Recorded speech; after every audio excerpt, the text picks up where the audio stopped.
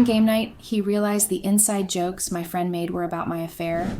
If I'm being honest, I can trace every crack in my relationship back to almost a year ago. Back then, it didn't feel like the beginning of the end, just the start of something different and uncomfortable. If only I'd known that that one decision would lead to so much worse.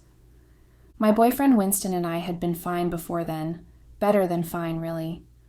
We met in college, and it didn't take long before we started dating. We'd been together for years before it happened. We had plans, or at least the beginnings of them. We were even seriously considering finally moving in together, something we'd been dancing around for too long. Everything felt like it was falling into place. And then, almost a year ago, Winston got promoted. It was a good promotion, a career-changing one, the kind that comes with a transfer to a new city and a huge salary boost. He loved his job and always had, so of course he wanted it. He wanted the new opportunity and the increased pay. Who wouldn't? But he was hesitant, not because he didn't want it, but because he knew exactly how I'd react to the news.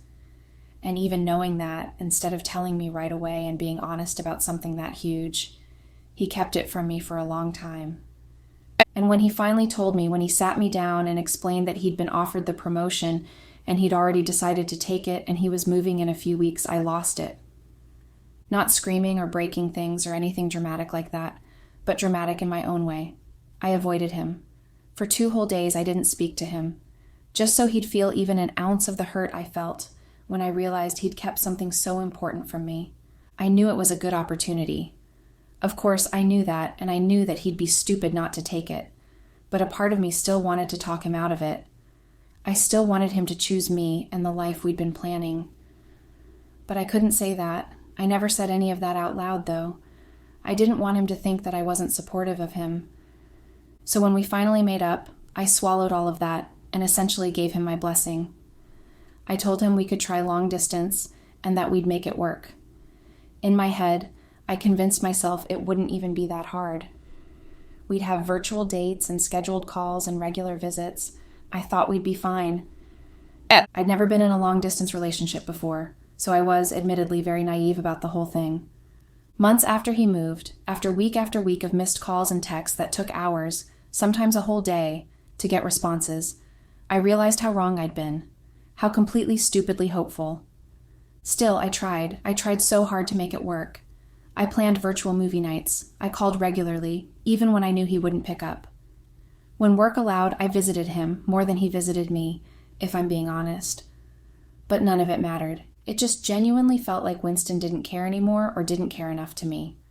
I was bending over backwards and he was barely putting in effort. I understood that his new job took a lot out of him, but it just got too much for me.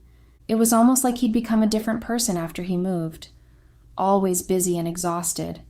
It was like he was always somewhere else mentally and physically. The old Winston would have never wasted a chance to fawn over me, to shower me with attention, or to be present. Every time I complained, he told me I was overreacting. He would say that I was being too sensitive and overthinking things. Then he would make promises to visit more, promises I knew he wouldn't keep. He'd talk about our future together and say things like, "It'll be better when we're married. We'll buy a house together somewhere between cities once we're settled." But no proposal came, and I'd heard all of those promises before. I was tired of them and of him. Eventually, I just snapped. I started matching his energy, acting distant and nonchalant, and giving him exactly what he gave me, bare minimum effort. He noticed faster than I expected and confronted me about it, which spiraled into a fight. He said I was pulling away. I asked what he expected, since there were now hundreds of miles between us. It was messy and emotional, and it ended with me cutting the call abruptly. No apologies and no sorting anything out. After that, I tried to distract myself from him and the unrecognizable mess our relationship had become. And that was when Haley came back into my life. Haley and I had been friends years ago. She was pretty different from me. She was loud and chaotic, unapologetic herself. She was the kind of friend who could drag you into fun without warning, the kind who made memories and mistakes at the same time. She could be more than a little much, and so Winston had never liked her. He wasn't controlling, and he never directly told me to drop her or anything, but he made comments over the years about how I was entering a new phase of my life, and maybe it was time I didn't cling to old habits and old people. He would talk about how Haley was impulsive and self-centered and always pulled me into drama, and deep down I agreed with him. So I slowly let my friendship with Haley die. After the fight with Winston, though, and by sheer coincidence, Haley texted me out of nowhere days later, like the universe was making some kind of joke. She asked if I wanted to grab coffee and catch up, and I said yes without thinking twice. Yes, because I needed a distraction, and yes, because I was lonely and she was offering company. I couldn't have known that saying yes to that coffee date would turn my entire life upside down. I could never have imagined that showing up to that cafe meant that I was already setting something in motion that would change everything, because that was where I met him, and things went downhill from there. That cafe was the beginning of the end, and I walked into it like it was nothing. Haley was running late, which honestly wasn't surprising. I'd forgotten just how bad she was with time until I sat there scrolling through my phone, watching the minutes pass. I eventually gave up waiting and ordered my drink anyway, and when the barista finally called my name, I walked up to the counter. At the same moment, someone else stepped up beside me. I didn't really look at him or pay attention to him. I was annoyed at Haley and just wanted my coffee. But then his hand reached out before mine could and picked up the cup. I turned, snapped at him, and told him that it was my order. He looked genuinely confused for a second before this amused look crossed his face. He laughed lightly, which only made me more irritated, and he said, "I guess your name is Noah, too." It took me a second to process that, and when it clicked, I couldn't help a small smile at the ridiculousness of the situation. The barista pointed out that the drink was his, and mine was still being made.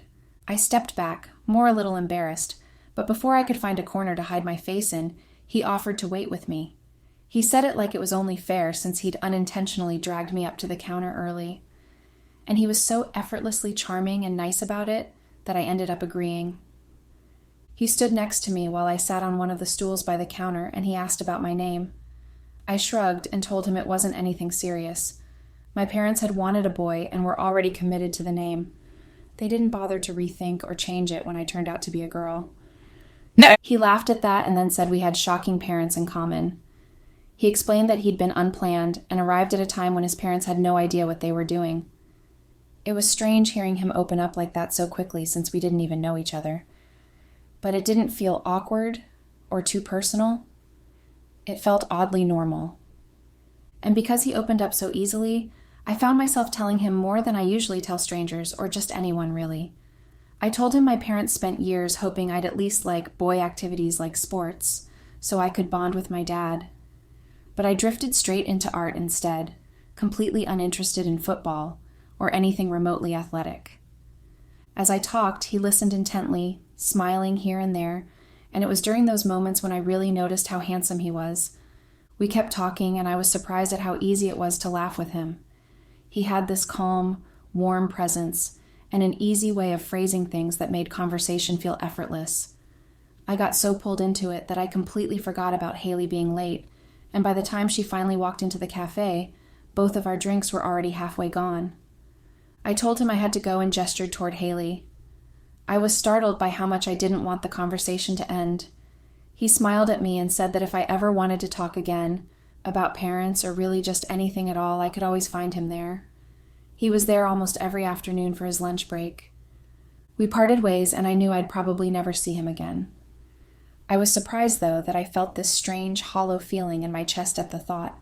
It was ridiculous, and I knew it, but it didn't stop it from happening. When I sat down with Haley, she immediately asked who he was, but I brushed it off and acted like it wasn't worth talking about. Then I asked how she'd been, and he was immediately forgotten as she launched into a long rant about what had been going on in her life. When I got home later that day, my mind kept drifting back to him. I replayed the whole interaction more times than I was proud of. Even though I kept telling myself it didn't matter, and I'd never see him again, the thoughts didn't stop. The next night, Winston called and we sorted things out, kind of. He apologized for snapping, said he'd been stressed, and again promised to visit soon. He seemed so sincere that it felt like maybe we were turning a corner. So I let myself believe that things between us could actually get better. But they didn't. Weeks passed, and we fell right back into distance and arguing. Different topics every time, but they were all caused by one thing, and that was the distance. Maybe if we'd started our relationship as long distance, things could have been different, but going from spending nearly every day together to barely hearing from him at all was like hitting a wall. And every time we fought, he acted like I was unreasonable for wanting the bare minimum. It made me so upset. But time kept moving, and I spent more and more of it with Haley. One night, after we'd both had too much wine in her apartment, I finally told her about the guy she'd seen me talking to at the cafe. She immediately perked up and told me I should stop by again just to see him. I rolled my eyes and told her I obviously couldn't do that. She waved me off and said it didn't need to be anything dramatic, and I could just talk to him again. It would be innocent and casual. Then she muttered something like, "Oh yeah, I forgot Winston doesn't let you have friends." The jab stung, but I let it go. I didn't want to give her the satisfaction of reacting, but her words stuck with me. They stuck with me the next day, and the day after that. What was so wrong with me making a new friend? Why couldn't I talk to someone who made me feel seen for 5 minutes? It wasn't like I'd be doing anything inappropriate. It wasn't cheating. It was just a conversation. That's what I told myself over and over. So a few days later, I walked into the cafe again. Noah glanced away from his laptop, and the moment he saw me, he smiled. His smile was so wide and warm that I could tell he genuinely hoped he'd see me again. I felt myself smile back without thinking. And I didn't know it then, but stepping into that cafe again was the worst mistake of my life. We ordered coffee and sat together near the window. He didn't waste time before commenting that he was surprised I came back after so long. I told him the truth, or at least some version of it. I said I wasn't sure if I'd ever come again because I had a boyfriend. I explained the whole long-distance situation and how we'd been struggling. I didn't go into too much detail, though, and then I added that none of that was the reason I came back to see him, but even to my own ears, it sounded almost like I was trying to convince myself just as much as him. He listened without interrupting, and when I finished, he just smiled. If the information bothered him, I couldn't tell. Whether he'd already guessed or whether it simply didn't matter much to him, I wasn't sure. "So you came back because you're looking for a friend?" he asked. I didn't know what else to say, so I nodded.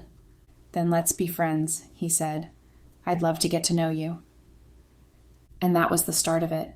It was all so normal and harmless at first. If someone had grabbed me by the shoulders right then and told me what it would eventually become, I would have walked straight out of the cafe without looking back. But no one did, so I stayed. In the weeks that followed, I found myself at that cafe almost every other day. It wasn't intentional at first. I would tell myself I was just stopping by because I was in the area, or because I needed caffeine, or because the silence in my apartment felt too loud. But somehow, no matter how loose my reasoning was, I always ended up there. And Noah was always there too. He always saved a seat for me before I even walked in. And he ordered my favorite latte each time. He would slide it to me as I sat down opposite him. It became the easiest ritual of my life. A bit of calm that made me feel less like I was lost at sea. Talking to him was effortless. It was the kind of smooth, unthinking conversation I hadn't had with anyone besides Winston. And even with Winston, it had been a long time since anything felt that simple. Noah had this dry, sarcastic humor that never felt forced. He made me laugh without trying, and he never pushed or overshared. He just talked. And then he listened, and somehow just that made everything feel lighter than it should have. And it wasn't just his humor and conversation. It was genuinely everything else. The way he looked at me and remembered small things that were important to me. The way he noticed when I was stressed or distracted and shifted the conversation without making a big deal out of it. I knew even then that it was the kind of situation people would look at sideways. A girl in a complicated long-distance relationship spending hours with a guy who clearly liked her. Anyone would call it strange or suspicious. But I didn't care. Not at that point anyway. Because Noah distracted me from all the issues that Winston and I had. He made me feel seen where Winston had made me feel invisible. And it was so easy to lean into that comfort. So I did. Winston had always been everything to me. He was my partner and my best friend. So when he moved away, he left this wide, aching gap I didn't know how to fill. And then somehow that space was suddenly occupied by Haley's drama and Noah's attention. Two people who weren't exactly stable influences, but they made everything feel a little more manageable. So I convinced myself that there was no harm, not yet anyway. Haley teased me constantly about Noah, and I brushed her off every time. I told her, and myself, that it was just friendship, and I clung to that word longer than I should have. Meanwhile, things with Winston stayed exactly the same. They were stagnant and strained in a way that made every day feel heavier than the last. Our calls became something I hardly ever looked forward to because I knew it would just be the same thing all over again. He'd make his promises, I'd get my hopes up, and then a day before he was supposed to fly in, he would cancel because something came up at work. Something was always coming up at work. It got to the point where I started to blame myself, and I started wondering if he even liked me anymore. I was worried that he didn't want to be with me anymore, but was just too scared to end things. He was always exhausted, always apologizing as he fell asleep on FaceTime in the middle of conversations. I really did try to be understanding, but it was so much harder than you would expect. I didn't know how much more of it I could take. I kept trying to remind myself that I loved him, and that we'd been together for years, but nothing about our relationship felt like what I signed up for. When I first met Winston, I thought I was choosing the perfect guy for me, one that I could really build a life with. What I got instead was a boyfriend who lived miles away, who barely had time for me, and who felt like he was slipping out of my hands more every day.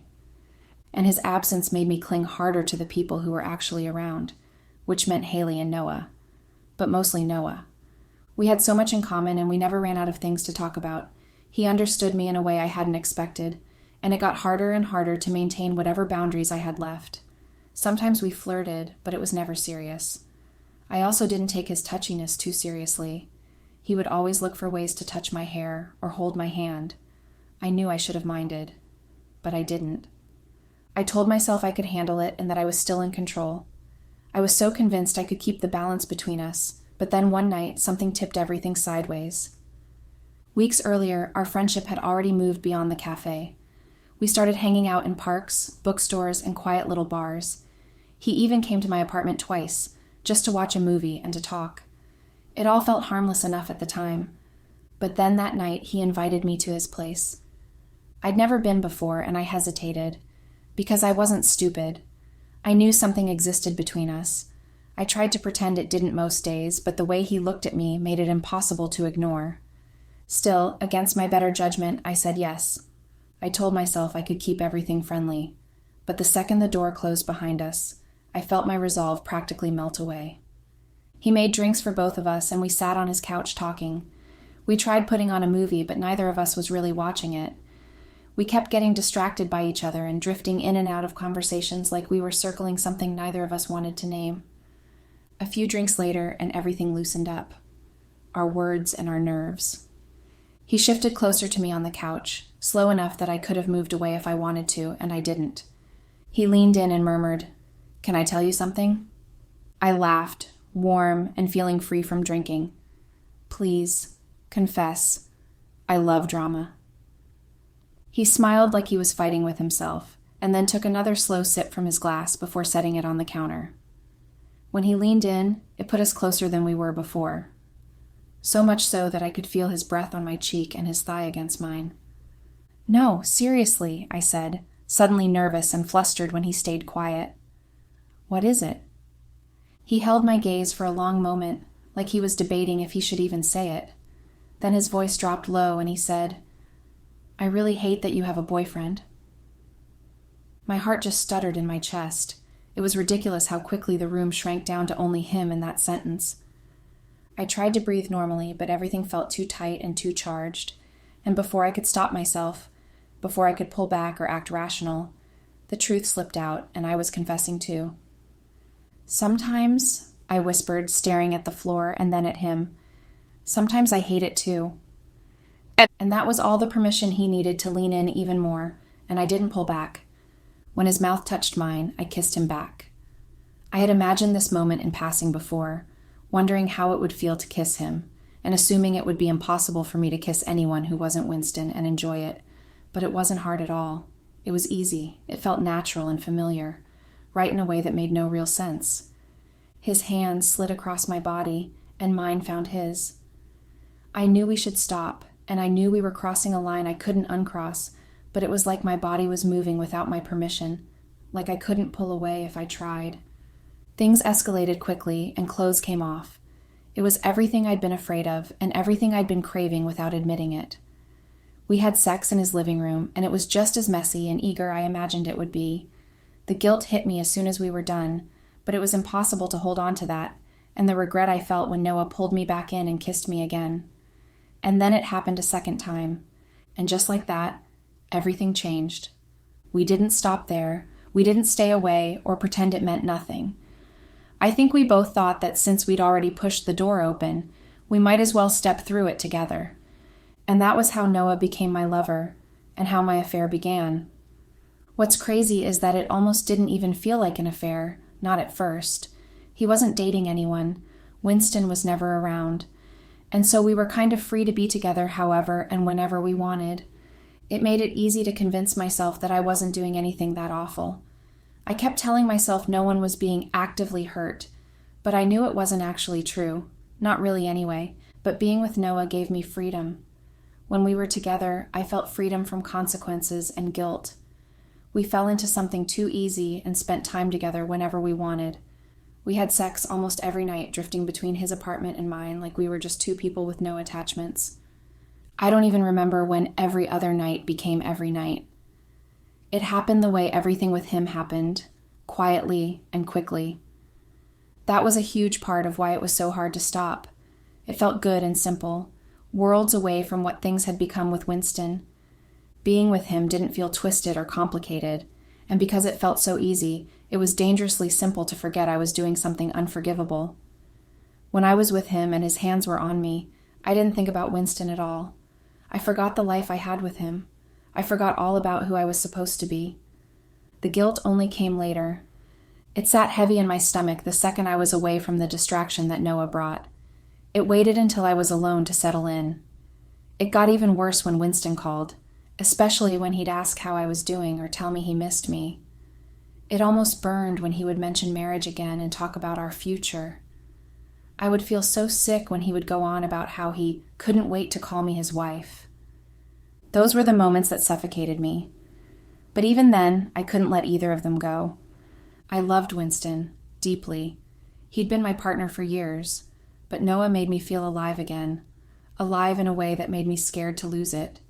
So I convinced myself I needed more time, more nights with both of them before I made any decision at all. Then one night, a few weeks into the affair, Winston called. I had just come back from Noah's place. I panicked before I picked up, and it must have shown because Winston noticed something immediately. "You sound off," he said. "Did something happen?" "No," I told him too quickly. "I'm fine." I tried to focus on him and to be present. I tried to sound loving as I could, but that was hard to do when my mind kept drifting back to Noah. Winston asked again if something was wrong, and he was looking at me with what looked like suspicion.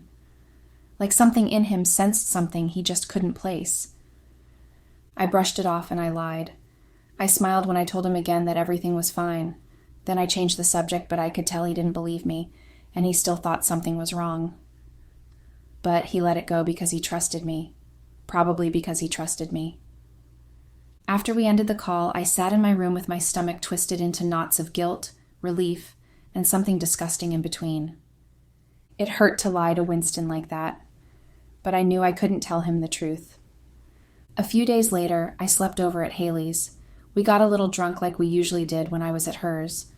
At some point, she kept teasing me and bothering me to get more information about Noah, and before I knew it, the truth just spilled out. I told her everything. Haley just looked at me for a long moment and then smiled like she'd seen it coming. "I already knew it, or at least I suspected, but you just confirmed it." She told me. "I didn't know you had in you," she teased. Later that night, after we drank more than enough and watched too much TV, she suggested we host a game night that weekend. "Invite Noah," she said, grinning. "I want to meet him." Immediately, my stomach tightened. Bringing Noah into a group setting, mixing him with my friends and letting Haley stir things up, it felt like the recipe for something awful. And even though I knew it was an idiotic move, I let her talk me into it. She wore me down, and eventually I said yes to everything. The days before the game night, I found myself really contemplating my relationship with Noah. I liked him. I knew I did. But I also couldn't deny that a bit of the spark we had died down. I didn't know if it was because of my guilt or something else. I just knew that I didn't feel the same urgency to see him all the time like I usually did. I knew it wouldn't last when it started anyway, so I started to think maybe it was time to finally call it quits. I ended up making the decision to just end things after the game night. We would have one last night of fun together, and then we could part ways. It was all so simple in my head, and I thought I had finally sorted things out, but I didn't know it was about to get even more complicated. The night of the game night was like any other. I'd spent the day at work and kind of avoiding Noah's messages, only replying to the one where he asked what time the games would start. Haley and I were in my apartment setting up snacks, rearranging chairs, laying out the games, and putting all the finishing touches in place. I was busy making sure the cards were arranged when I heard keys turning in the lock on my front door. My stomach dropped instantly because I knew that only one person had keys to my apartment, and he wasn't supposed to be there until weeks later at the time. I felt lightheaded as Winston walked in. I should have been excited. I should have run into his arms and kissed him like I'd missed him for months. But all I felt was dread because Noah was already on his way over, and Haley was already there. I went up to him and hugged him so he wouldn't notice anything. But always too perceptive, Winston noticed it instantly. His eyes flicked and he frowned. I could tell he was already thinking Haley was somehow the reason I was being weird. "What's going on? Are you doing something?" he asked as he looked around my apartment. I pulled him into my bedroom and shut the door behind us. My pulse was going crazy, and my hands were shaking, but I tried to play it off. "It's just a game night," I told him. Haley and I kind of reconnected, and then she suggested that we do this, so we invited a few friends over. He didn't look thrilled. He'd never liked Haley, but he didn't argue. I knew he didn't say anything because he didn't want to ruin our first moment together in months. Instead, he smiled, a genuine one. "I guess I came at the perfect time then," he said. "You know I'm undefeated at card games." For the first time all night, I actually smiled. Winston had always been way too competitive for his own good. Seeing him smiling and getting excited reminded me of just how much I had missed him. I kissed him and he immediately held on to me in this desperate way that made something ache in my chest. Then he pulled back and said, "I brought you something. It's a surprise though, so I'll give it to you after everyone leaves." He promised, and there was this shine in his eye. He looked so happy that I couldn't help but feel it too. All of a sudden, I wanted the night to end so that he could give me his surprise, and then it could be just the two of us alone together. But then I remembered that people were already on their way. Noah was on his way, and I felt uncomfortable again. I quickly mentioned Noah to him. I called him a new friend I'd made at a cafe. I even gave him a quick rundown of how we'd met because of our names, but Winston was not amused. He looked bothered again but didn't say anything. He just nodded, smiled, and pulled me in for another kiss. We stepped out of the room just as Noah walked in. He saw me first, and his whole face lit up, but then his eyes dropped to Winston's hands on my waist, and he frowned. And I felt the knot in my stomach twist tighter and tighter, because I knew instantly that nothing good was going to come out of that night. Things started out almost normally, if such a thing were possible. We all gathered around my living room. Haley was practically bouncing in excitement. Winston kept smiling and kissing the side of my head, happy to finally be with me, and Noah. Noah continues to glare and stare at the both of us. I tried my hardest to ignore him, just there, but the way he looked at me across the table sent shivers I tried to ignore. As the first game began, I kept my eyes firmly on the board, but Noah's gaze found me regardless. Every time Winston leaned toward me to make a move, every time he laughed or brushed against my arm, I could feel Noah's eyes on me. Winston won the first few rounds, and each time he leaned over to kiss my cheek in playful victory, I felt my stomach twist in confusion. The warmth of his lips against mine was comforting, and it reminded me of why I loved him. But at the same time, my mind couldn't help racing to Noah at the same time, wondering if he was planning to ruin everything by saying something. It was a sick, tangled mix of emotions I couldn't understand. After a few more rounds, Winston finally noticed Noah's gaze. His eyes flicked from me to Noah and back again. I knew I had to get his attention away from him somehow. So I stood up and announced that I needed to get another game, knowing that Winston would follow me into my room. "Is everything okay?" he asked quietly once we were inside and I reached for another board game from the shelf. "Why is he staring at you like that? And why are you acting strange?" I forced a laugh as I set the game down and took off my sweater. "Oh, it's nothing," I said lightly, trying to downplay the situation as I reached for a tank top. "Just feeling a little hot, and about Noah. It's nothing serious. He's just a pretty odd guy, that's all." Winston's gaze lingered on me as I shrugged into the tank top. His eyes narrowed and he suddenly looked very angry. I thought his reaction was still about Noah, so I told him again that everything was fine. He said nothing, but his expression didn't change as he followed me out. We all continued to play and sip our drinks. For a brief moment, I thought maybe I could survive the night without everything collapsing. But then Haley started to go off the rails like usual. She was already pretty drunk when she leaned forward with a smile aimed at Noah. "It's so nice to finally meet you, Noah. I've heard so much about you," she said and glanced at me. My stomach dropped and I knew whatever she was doing couldn't end well. Haley continued on and everyone stayed quiet and she continued to talk. "If only some of you knew the secrets at the table. I'd give you a hint, but Noah probably wouldn't like that." She teased and then laughed loudly. "Well, I guess both Noahs probably wouldn't like that." My face went hot and I swatted at her under the table, trying to get her to be quiet, but she was too far gone to listen. Winston glanced at me, confused.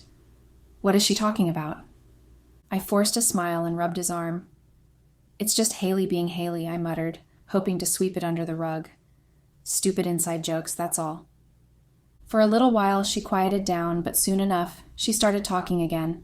She leaned back and smirked, chuckling to herself. "I was thinking we could be a little immature and play Never Have I Ever," she said, "but then I'd ask something like, never have I had sex with more than one person at this table, and a certain someone would get in big trouble." Her gaze never left mine as she spoke, so it was obvious who she was talking to. I felt my heart drop to my stomach.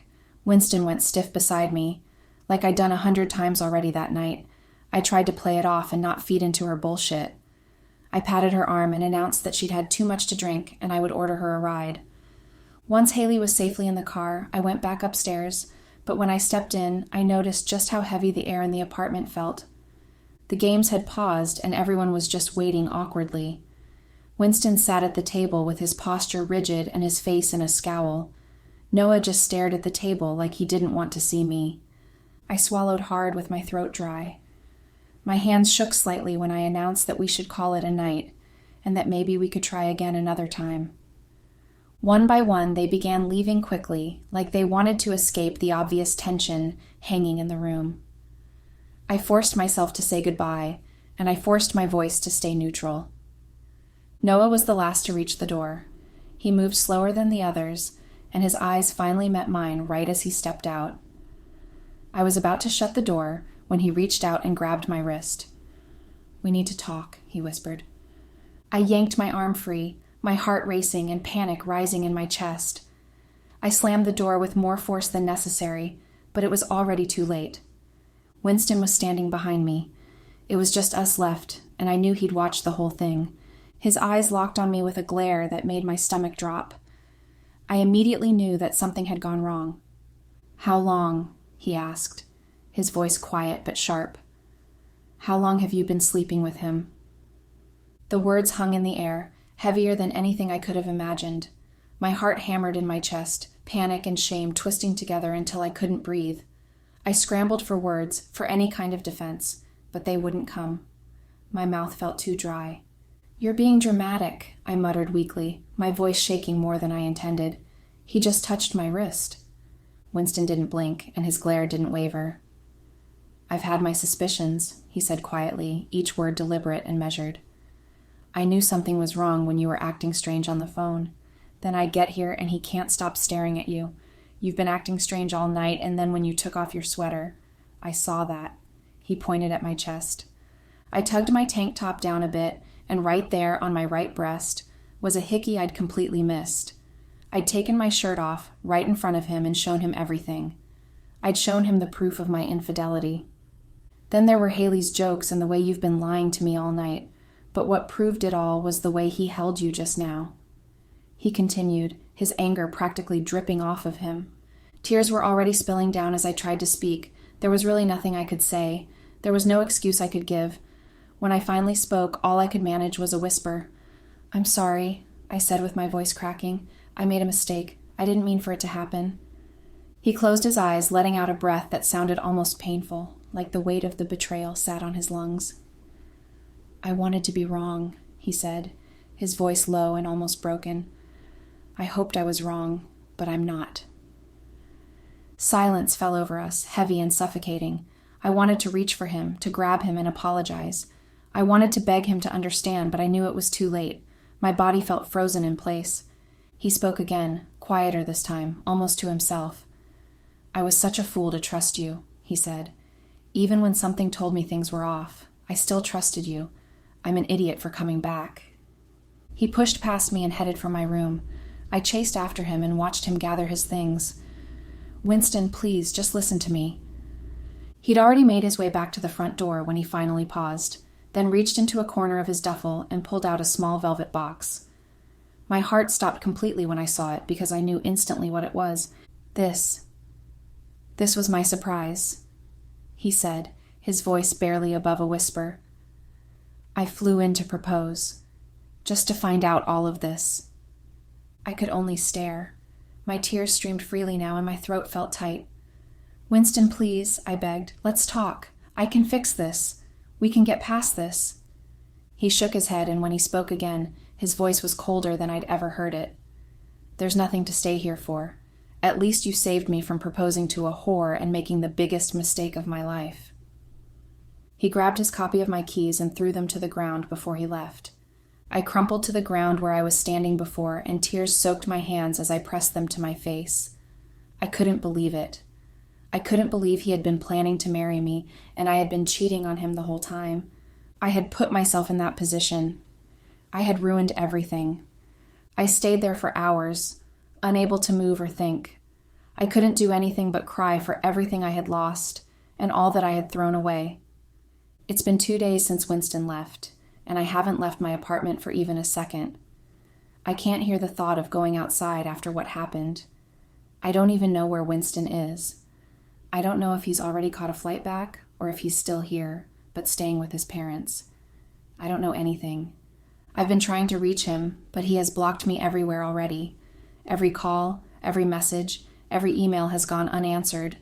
And to add salt to the wound, Noah won't stop calling.